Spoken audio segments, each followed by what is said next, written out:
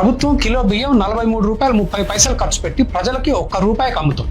అయితే ఈ నాసి రకం ప్రభుత్వ బియ్యాన్ని ఎవ్వరూ తినరు. ప్రజలు రేషన్ షాప్ యజమానికో దళారికో ఈ బియ్యాన్ని ₹10 లెక్క అమ్మేస్తున్నారు. స్మగ్లర్లు ఈ రేషన్ బియ్యాన్ని ఆఫ్రికా దేశాలకు ఎగుమతి చేస్తున్నారు. రాష్ట్రంలో తెల్ల రేషన్ కార్డులు 1,48,00,000. ప్రతి తెల్ల కార్డు మీద ప్రభుత్వం పెట్టే ఖర్చు ₹8,700. ఇందులో ప్రజలకు చేరేది ₹2,500 మించి ఉండదు. ప్రభుత్వం రేషన్ మీద ఖర్చు చేసే ₹12,800 కోట్ల రూపాయలలో 9 నుంచి 10,000 కోట్ల రూపాయలు అక్రమార్కుల జేబుల్లో పోతున్నాయి. ఈ స్మగ్లింగ్ సమస్యకి ఒక చక్కని పరిష్కారం ఉంది. బియ్యం పప్పుల పంపిణీ పూర్తిగా ఆపేసి ప్రతి తెల్ల రేషన్ కార్డు లబ్ధిదారుడికి ₹10,000 నేరుగా బ్యాంక్ ఖాతాలో జమ చేయాలి. మరి ప్రభుత్వం రైతుల దగ్గర కొనే వడ్లు ఏం కావాలి? వడ్ల కొనుగోళ్లు కూడా పూర్తిగా ఆపేసి రైతుకి ఎకరానికి ఇంత నిర్ణయించి నగదు బదిలీ చేయాలి. ఇలా చేస్తే మొత్తం అవినీతి వ్యవస్థని కూకటి వేళ్లతో పెకిలించవచ్చు. పౌర సరఫరాల శాఖ, పోర్టు సిబ్బంది, రేషన్ షాపులు, మిల్లర్ల అవినీతి మొత్తం దెబ్బ ఖతం అవుతుంది. వీళ్ళందరూ దోచుకునే 10,000 కోట్ల రూపాయలు నేరుగా వచ్చి ప్రజల ఖాతాల్లో పడతాయి.